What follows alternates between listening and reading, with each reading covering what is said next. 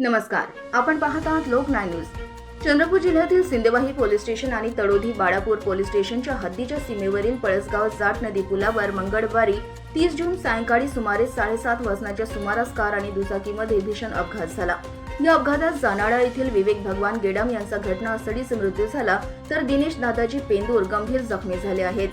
मिळालेल्या माहितीनुसार दोघेही नवीन दुचाकीची नंबर प्लेट घेऊन परत येत असताना मूलवरून येणाऱ्या MH31 GA 3062 क्रमांकाच्या कारने त्यांच्या MH34C 8538 क्रमांकाच्या शाईन दुचाकीला पुलावर जोरदार धडक दिली।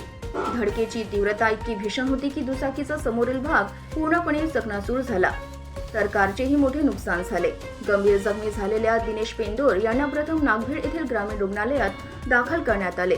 त्यानंतर प्रकृती चिंताजनक असल्याने त्यांना पुढील उपचारासाठी चंद्रपूर येथील जिल्हा सामान्य रुग्णालयात हलविण्यात आले असून त्यांच्यावर उपचार सुरू आहेत। घटनेची माहिती मिळताच तळोधी पोलीस डायल 112 पथक, सिंदेवाही पोलीस तसेच राष्ट्रीय महामार्ग सुरक्षा पोलीस चंद्रपूर यांनी घटनास्थळी धाव घेत बचाव कार्य केले आणि वाहतूक सुरळीत केली।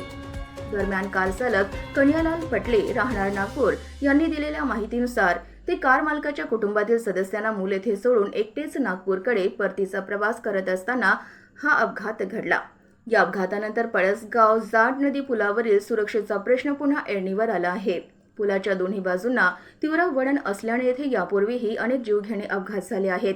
या ठिकाणी स्पीड ब्रेकर, रिफ्लेक्टर, धोकादायक वळणाचा इशारा फलक आणि प्रकाश व्यवस्था तातडीने उभारण्याची नागरिकांनी मागणी केली आहे। या प्रकरणाचा पुढील तपास पोलीस निरीक्षक राहुल घुये यांच्या मार्गदर्शनाखाली तळोधी पोलीस करीत आहेत। लोकनाय न्यूज, रोशन खानपुरे, सिंदेवाही।